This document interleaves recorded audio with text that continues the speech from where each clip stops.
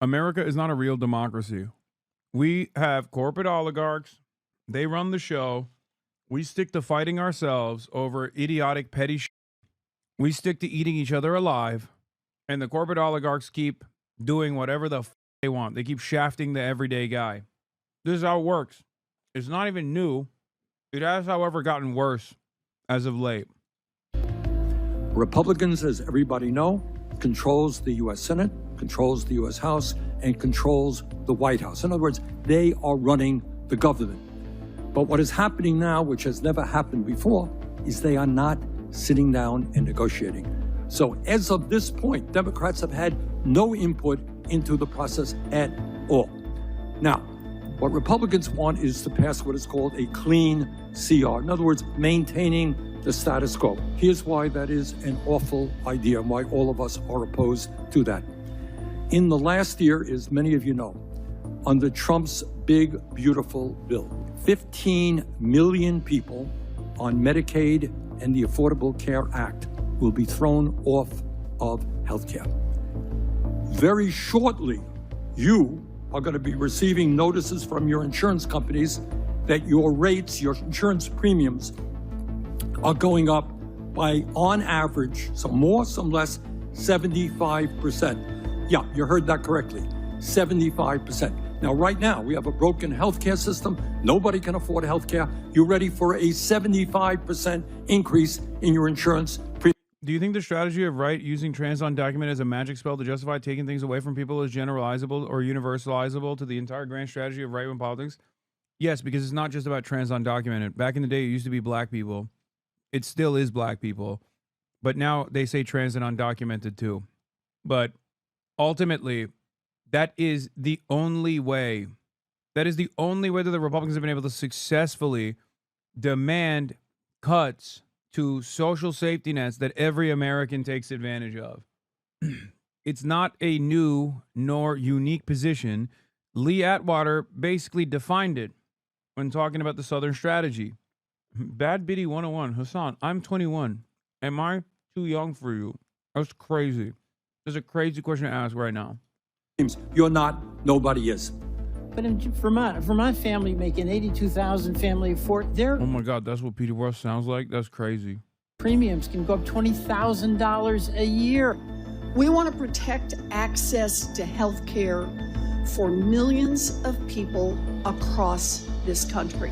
And we're willing to get in the fight for that because we've had it.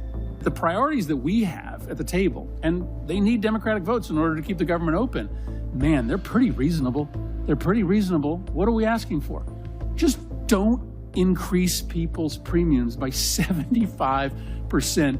Your grocery bills are going up, your utility bills are going up, and your healthcare costs, especially health insurance premiums, are going through the roof. Who voted to repeal all of these Medicaid and Ed Mackey. Damn, they got all the progressive senators out here. This is like the Congressional Progressive Caucus, but for the Senate. What the f is Chris Murphy doing there? I guess this is his thing now. Going up. That's the new meta for Chris Murphy is he's with it now. I'll take it. I don't care. Especially health insurance. all of these Medicaid and Affordable Care Act, Medicare, and NIH. I do hate that, like, so many of like the OG long-term, somewhat progressive or like left flank politicians in this country are also all 800 years old. Ed Markey is Hamas. It's so crazy. Like, I like Ed Markey, you know, like a lot of these politicians that are in this room, I don't have like a lot of, I mean, I have a lot of disagreements with, but like, it's not undeniable. It's not impossible to contend with. These are probably some of the best senators we have, and they're all incredibly old. Oh my God. You know, funding Republicans. We're for a proposal that keeps the government open. But we also don't want to give Donald Trump, a lawless president, a blank check. Save healthcare and save our republic. Those are our two missions. I was talking to Austin about this, but he found out that Merkley, Jeff Merkley is, I think, Jeff Merkley is a no APAC Democrat. And Merkley also pushed for a bill titled "A Resolution Calling on the President to Recognize a Demilitarized State of Palestine." Source: New York Times. Was this a story that you covered? What the is going on? What is this? This is just a Google share link. Still on protesters though. Yes, they all do. They're not with it. Okay, I know. Jeff Merkley's son is my primary care provider. That's funny, but yeah, he is one of the better Congress members from Oregon.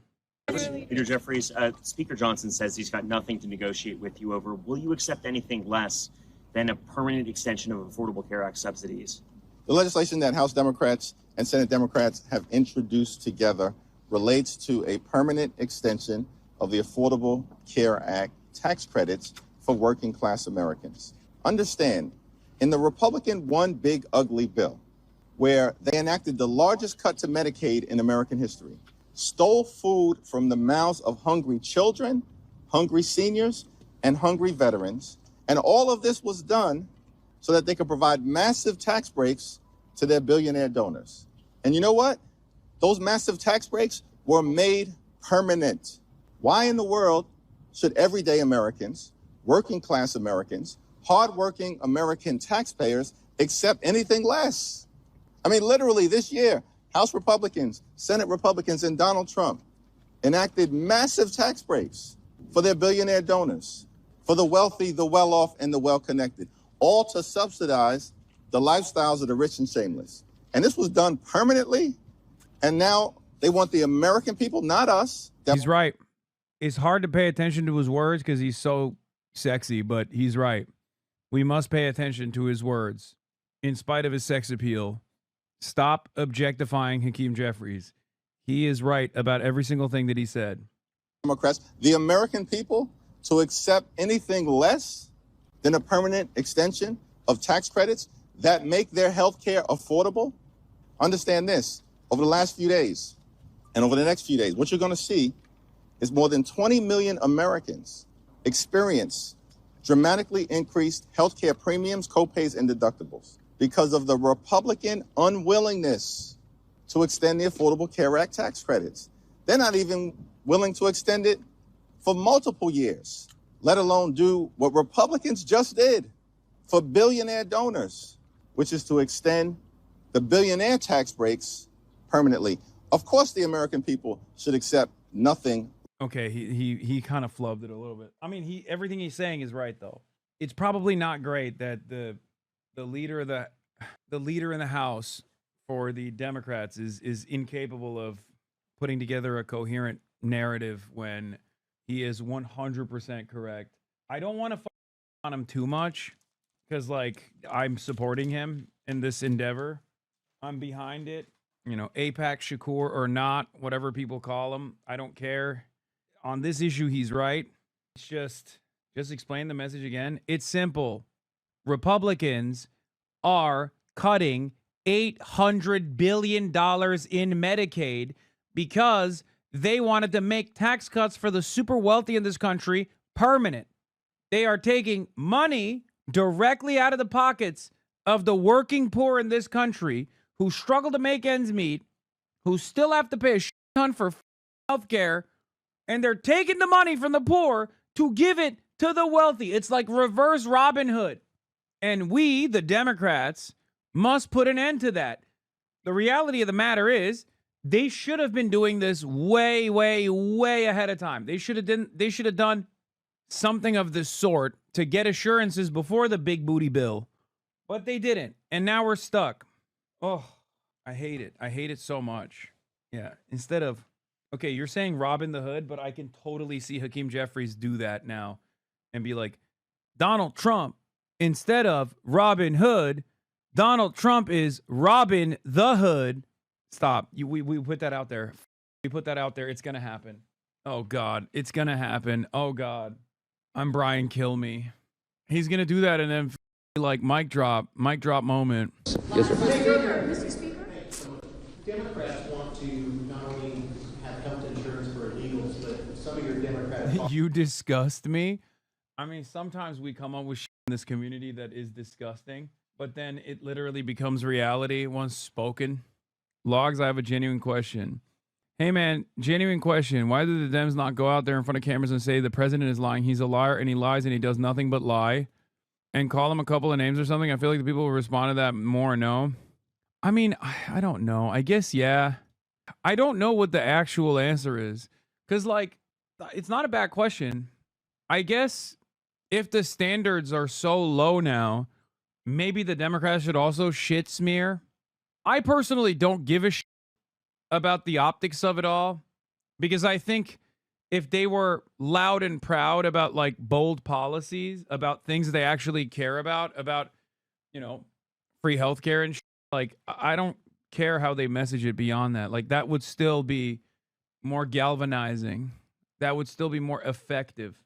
People that don't support Trump know he's always lying. People that support Trump will never think he's lying. A Dem, especially Hakeem Jeffries, isn't going to convince Trump voters that Trump is lying to them. Yeah, that's true. Well, why don't you do performative? That's not entirely true. I think you can educate people on how Donald Trump is actually fucking them over. You just have to go to them. A competent Democratic Party right now would be going to Republican houses, okay, finding Republican voters who have been frustrated because they saw their new health care bill, and go to red states, go to rural areas in person, and cut videos and be like, this is Hank Piker, okay? This is Hank Piker. He's a real salt of the earth kind of guy, okay? Victim of divorce court. Wants to potentially even assassinate the judge that oversaw the family court case, okay? That's how real of a American salt of the earth kind of guy he is, okay? And Hank Piker owns an HVAC business. Hank Piker has to go and purchase health care. Hank Piker, as a industrious HVAC business owner, owned and operated by himself, of course, sees what his healthcare premiums are going to look like next month. He doesn't like that. Now he's just as mad at maybe even the powers that be as he was at the family court judge that him over and made sure his alimony payments were as high as possible, because that's a woke, gay, libtard judge. Okay? Now Hank Pecker's mad. Bernie Sanders comes in, does a video being like, Hank, you mad? Not at the woke, gay, libtarded family court judge that made sure your child support was $5,000 a month. You are mad at the Republican Party for stealing money directly out of your pocket to give it to the billionaire and the millionaire class. You know? Boom. Do that like a million times around the country. Is this the sort of dreams you get? It's very sad, but yeah, I do dream about shit like this. Exactly. Dave Weigel on messaging. Newsom stands out as the Dem who understands the how dare you is much less effective. Trump responds to mockery. Yes and no. Because Newsom does it directionless. Even though he is kind of my goat right now, because he's taking away all the attention from people like myself, so the Republicans aren't going to like prosecute me because they're too busy trying to prosecute Governor Newsom. So he is a little bit of my goat right now. He's kind of my goat. Low key. He's like a magnet for their hatred. Anyway, the point I'm trying to make is, dude, I see racism in the same way, and I see transphobia in the same way that I see all these other distractions, right? When the Republicans are using it. Obviously, it's a hateful way to live, and when it's reflected as policy, it's incredibly harmful to entire swaths of the population. But its utilization as a tool is distractive. It's the same reason why Republicans right now in this period of instability are focusing on Netflix for having a Coco Melon video that from a show that ended years ago that apparently has like a woke baby in it or something. And that's why Republicans are currently focused on canceling Netflix, because they're stupid. They're talking about Cracker Barrel. They're talking about Netflix because they're stupid. Okay. I can't stress this enough. They are stupid. If you are looking at an unprecedented economic crisis, the likes that Americans have never experienced, I'm talking Great Depression style shit, okay? The likes that Americans haven't experienced in 100 years, and you are predisposed with woke babies on cocoa melon, you're a moron, okay? You are too stupid to operate a vehicle. That's it. And unfortunately, there are millions of people who are that stupid. But even stupid people understand when they're getting over. So it is pertinent on us and the Democratic Party to explain to them that while they are stupid, they're still getting ass by the Republicans. That's the job of good governance. That's the job of good leadership. That's the job that the Democrats are failing on. Okay? That's it. Like, imagine there's a government shutdown that's going on. $800 billion in healthcare funds is going to be taken away. Almost $1 trillion plus dollars taken away from healthcare that these guys desperately need. Okay? And they're talking about canceling their Netflix subscription. I know when you see stuff like that, when you see how hateful little monsters these become, I know it feels like it's impossible. It feels like it's impossible to talk to these monstrous pieces of shit, okay? Because they're so stupid that they're like, nope, I don't care. I'm going to hurt myself and you. You can't say anything about it, woke libtard. I get it, okay? I get it. I get frustrated all the time. I have to deal with these animals all the goddamn time, okay? Having said that, if you care about making people's lives better, you have to convince these people. Okay? Even this guy, George Wallace Lame Similes, says, this idiot poser with his childish rebel politics is going to get himself killed or other people killed while he scams to make a buck on Twitch. Like this did, right? I want this moron to have health care. Okay? I want this old-ass, bald, loser moron to have health care. They only look monstrous because you don't understand them. The world only looks wrong because you don't understand what's really going on. Yes, brother, you have it all figured out, okay? Listen, Unc, listen to me. It doesn't matter what you have heard about me or what you think about me right now. I'm telling you right now, whether you like it or not, I am going to nonstop fight to make sure you have free healthcare. You understand me? Free healthcare for you. It doesn't matter if you hate me. Doesn't matter if you think I have hateful politics. That's my politics. My politics is giving everybody health care. My politics is giving everybody free education. My politics is giving everybody housing, okay? No matter how much you want to kill me in the process, no matter how much you hate me, no matter how much you think I am the one fomenting hatred in this country, that's what I want to do, okay? No matter how stupid you are, no matter how bigoted you are, no matter how hateful you might get, I want you to have more autonomy in your life. I want you to have democracy in your workplace. I want you to have a shelter over your head, and I want you to have free health care.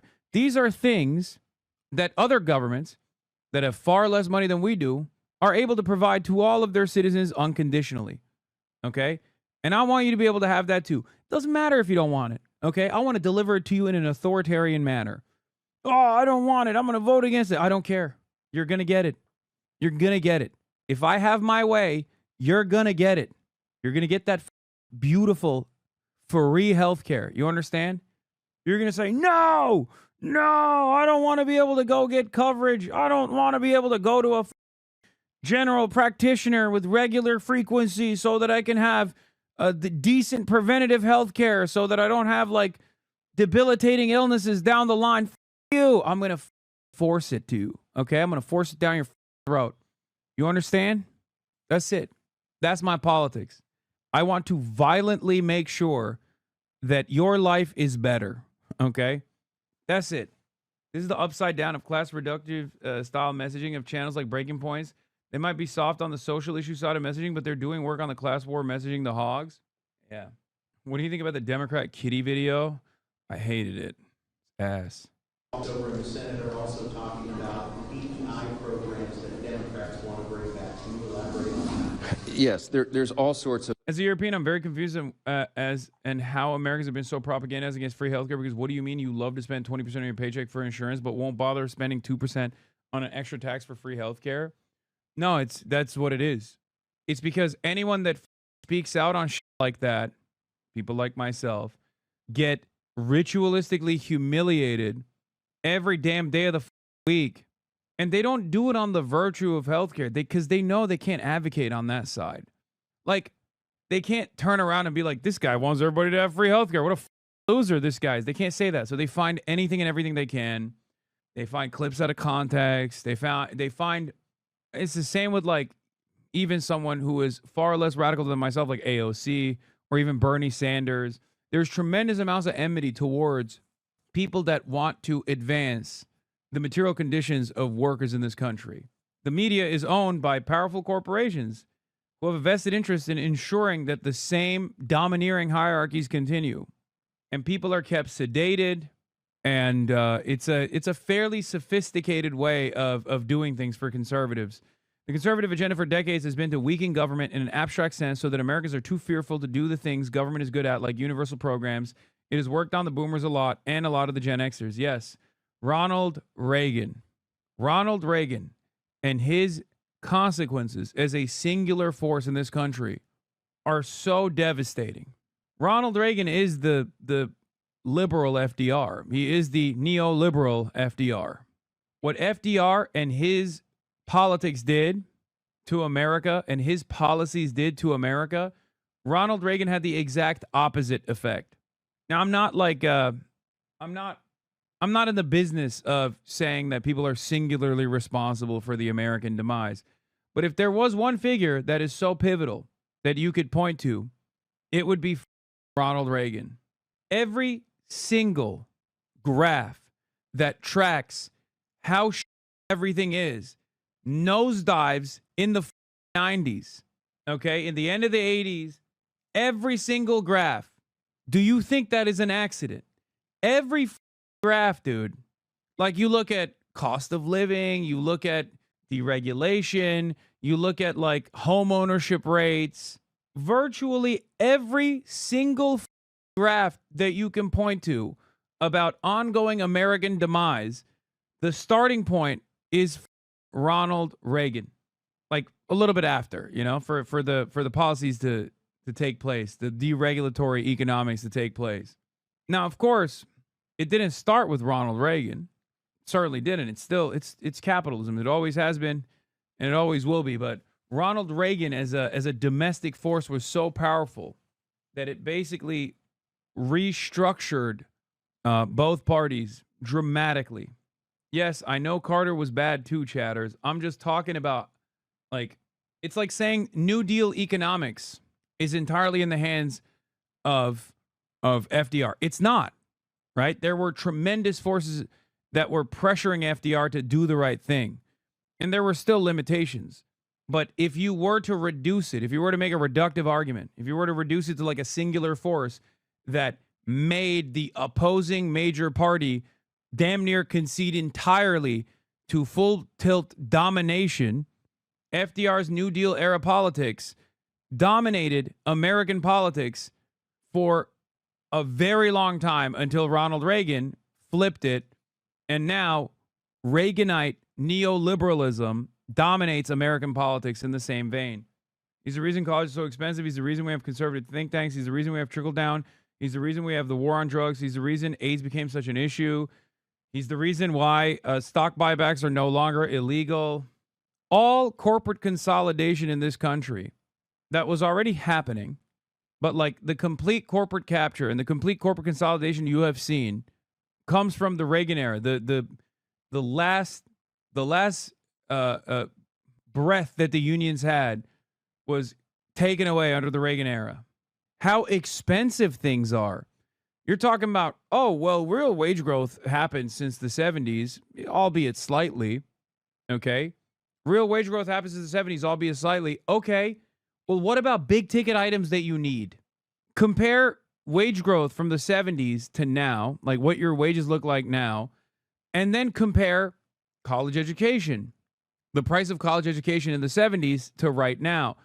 Wages are stagnant since then.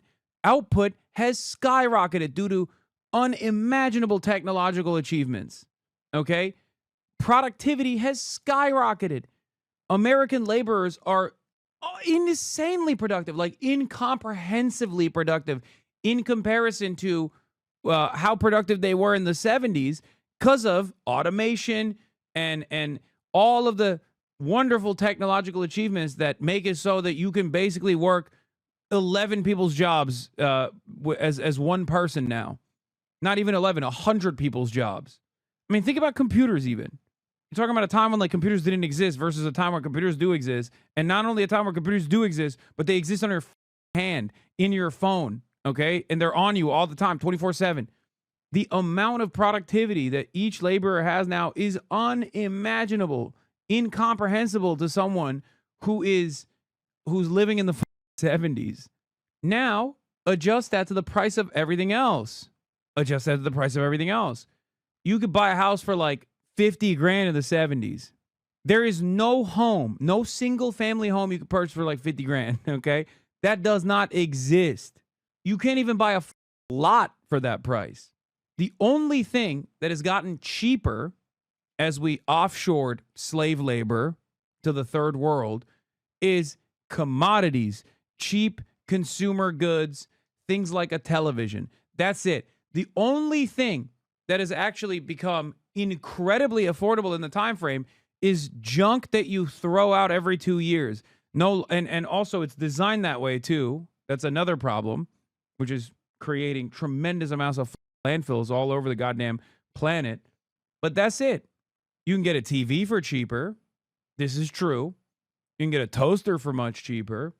You can get electronics for like it's not even a comparison. Like back in the day, a TV was like a big item. Okay, now you can purchase much cheaper than you ever could, and that makes people feel like the situation is better overall. But all of the things that you need for survival, healthcare, a house, college education for upward social mobility, have exploded in prices. Chart of the day or century, July 23rd, 2022. Price changes, January 20th to June 2022. Select the U.S. consumer goods and services and wages. Yeah, since the 2000s, if you look at new cars that have been like relatively inexpensive in comparison year over year, household furnishings, clothing, basically everything that comes from China, okay? Everything that the Chinese hands have built. And I mean China as like a catch-all term for the entire global south. TV prices, look at that. Ooh, so cheap, so good.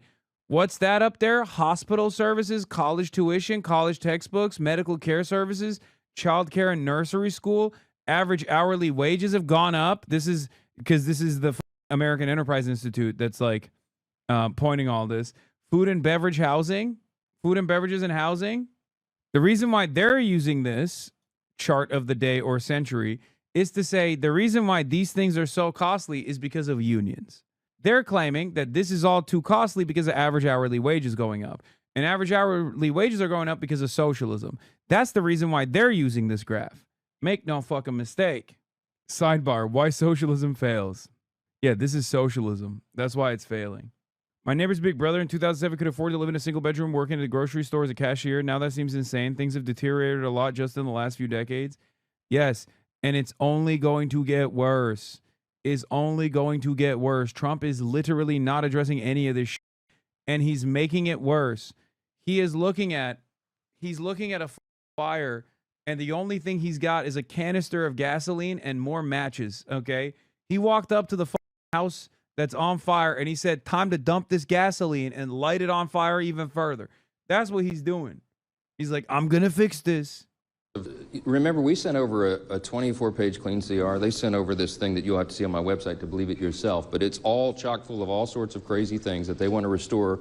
And DEI is always been one. Oh, DEI, The reason the boomers did about buying luxuries were expensive, but life was cheap. Now it's been inverted. Our life is expensive, but luxuries are cheap. So I think this is where the disconnect's happening. For example, in 1980, you could rent a great apartment for $200, but a television would run you $1,000. So if you bought 3 TVs, that would be $3,000. A CD player was $500, a cell phone was $2,000, a personal computer was $2,500, and a microwave was $500. That's $8,500. That is 3.5 years rent on luxuries. And $8,500 was also equivalent to a 20% down payment on a $40,000 home. So it was irresponsible if you didn't budget correctly to buy all these luxuries because it could be holding you back. But today it's flipped. Our biggest luxury is our rent for $2,000. We can now buy 3 televisions for $600. We have a Spotify account, cell phone for $1,000. You can get a computer for $500, a microwave for $200. That's about $2,400 a month. So our luxuries is about 1 month's rent, where theirs was 3.5 years rent. And if you want to put this onto a down payment,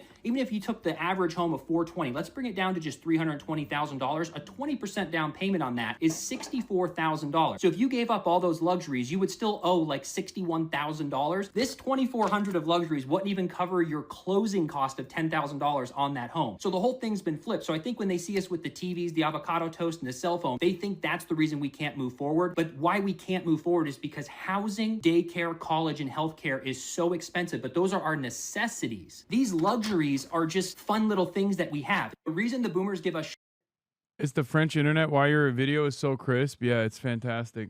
Another big Anyway, whatever. F that guy. Let's get back to DEI in the bill. Good luck with that in the midterm election. Mike Johnson slams Dems for pushing woke programs. Yeah, woke programs such as...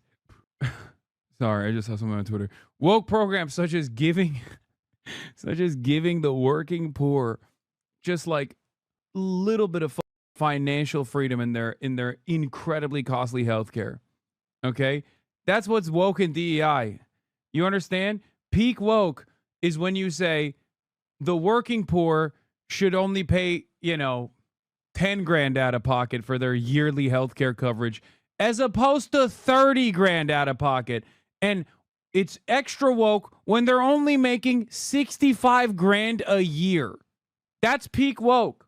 What are you, woke? What are you, DEI, that you want someone who's making 65 grand a year to not pay 30 grand? How is that person going to live, dude?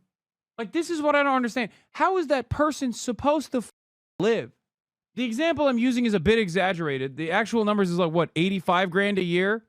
85 grand a year salary. Guy was paying like, what was it? It's like $100 with all of the $100 a month with all of the additional subsidies that come along with his health care. And now it's going to triple. What the that person's supposed to do?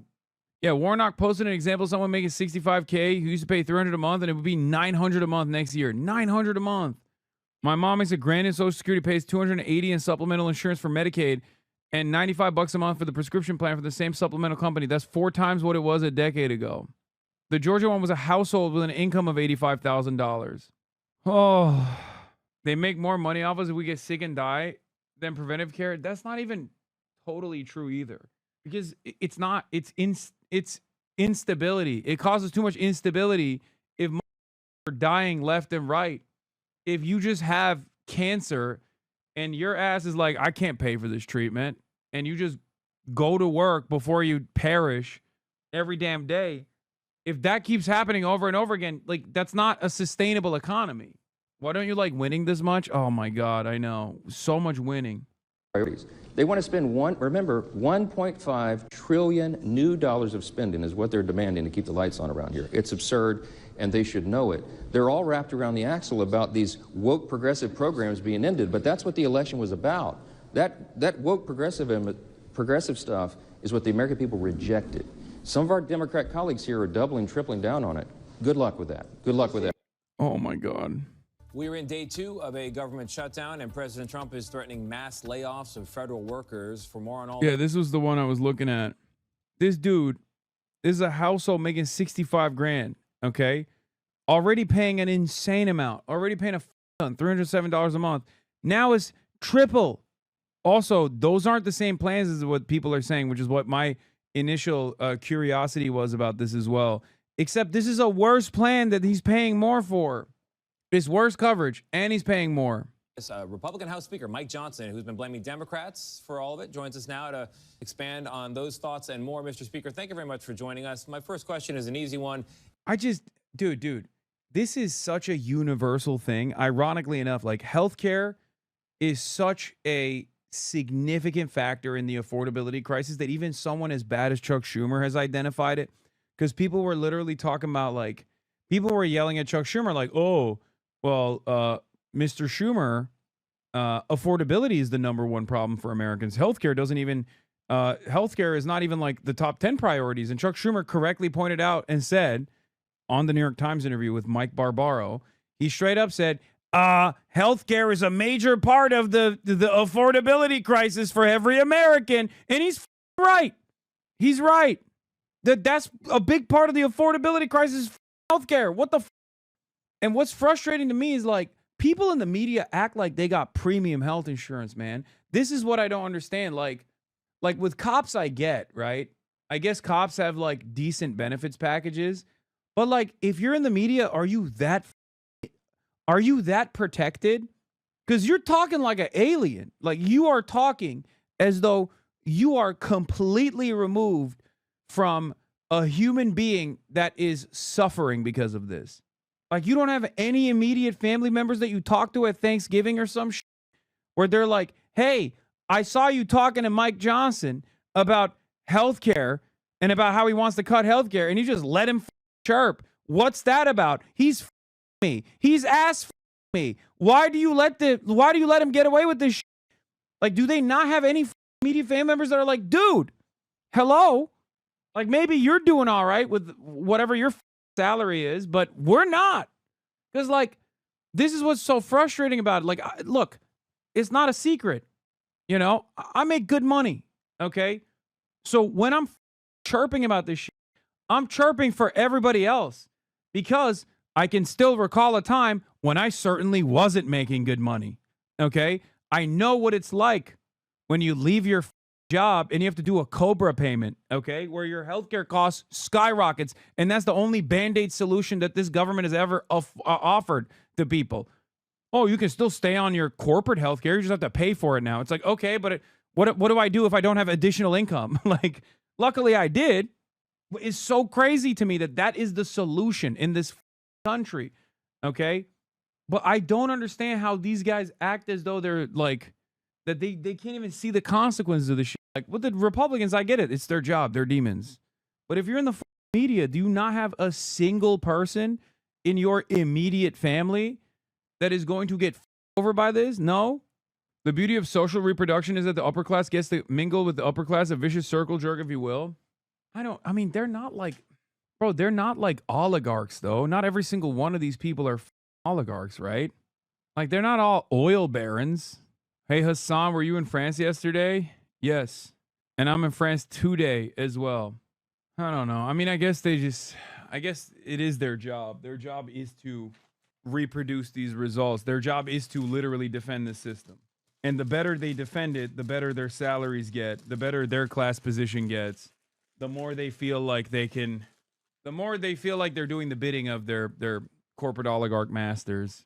Is any negotiation going on right now on Capitol Hill? There's no negotiation right now because the Democrats have dug in.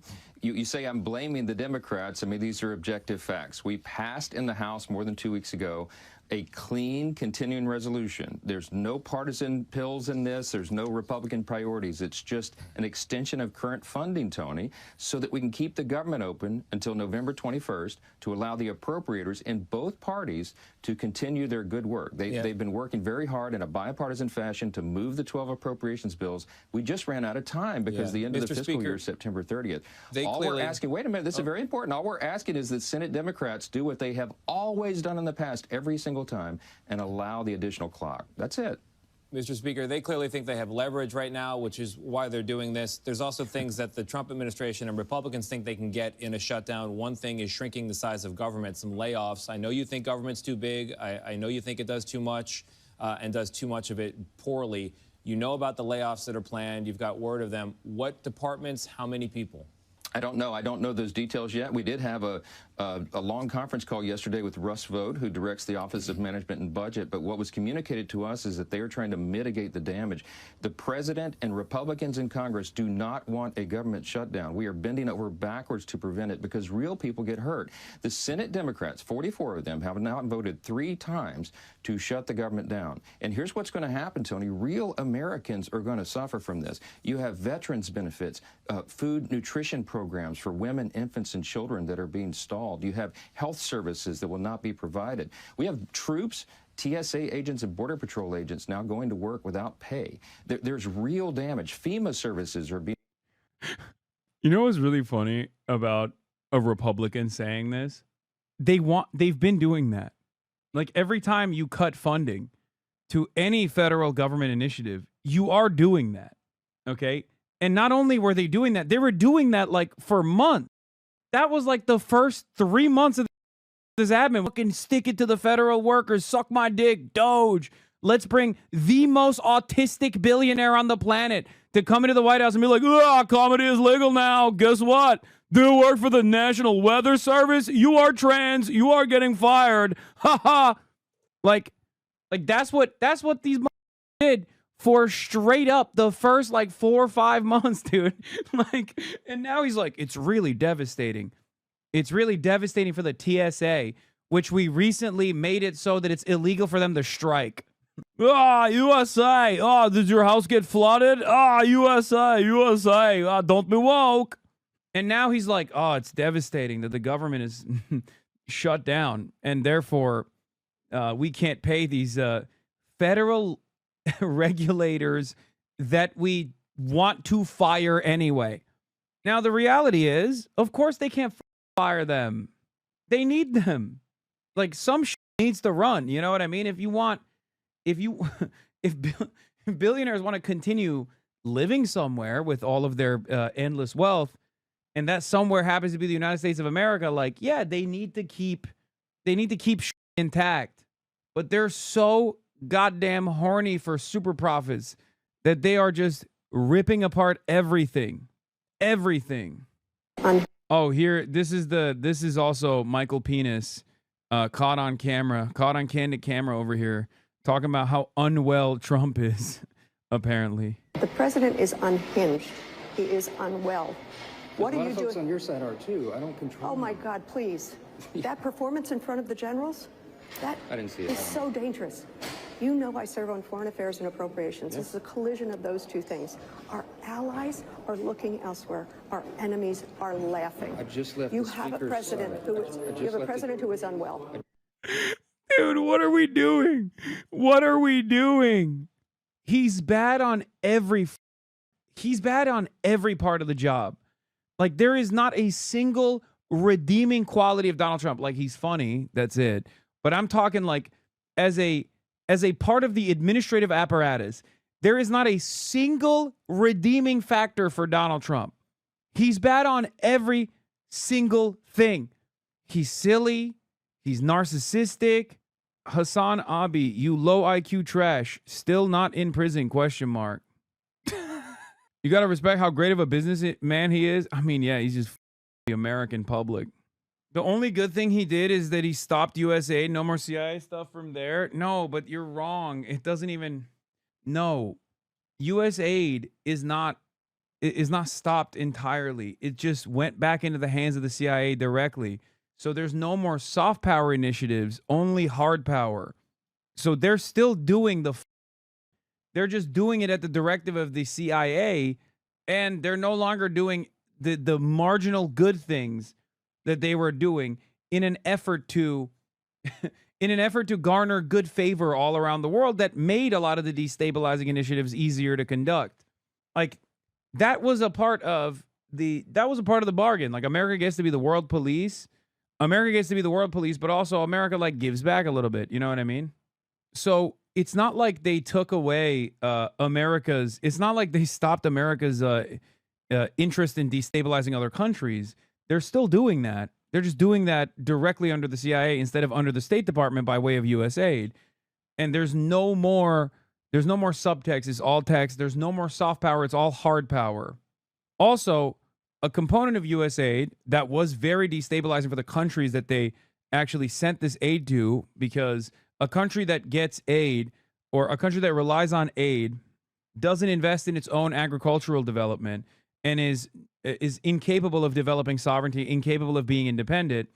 And now it's double because those countries did not actually develop their agricultural output evenly because they were relying on grain and other sorts of things coming from the United States of America by way of U.S. aid.